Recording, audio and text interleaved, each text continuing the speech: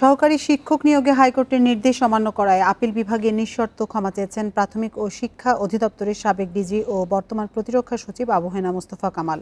আদালতে তিনি ক্ষমা প্রার্থনা করলেও এর আগে ৩ বছরও সর্বোচ্চ আদালতের নির্দেশ মান্য না করায় ক্ষোভ প্রকাশ করেছেন আদালত। বিচারপতি মোহাম্মদ ইমান আলীর নেতৃত্বে ৩ বিচারপতির আপিল বেঞ্চ আদালত অবমাননার রুল শুনানি করে এই আদেশ দেন। গাইবান্ধা সদর উপজেলার বিউটি বেগম ২০০৮ সালে সরকারি প্রাথমিক বিদ্যালয়ে নিয়োগ পরীক্ষায় প্রথম হন, কিন্তু তাকে নিয়োগ না দিয়ে পরীক্ষায় দ্বিতীয় হওয়া নাজমা সুলতানাকে নিয়োগ দেয় প্রাথমিক শিক্ষা অধিদপ্তর।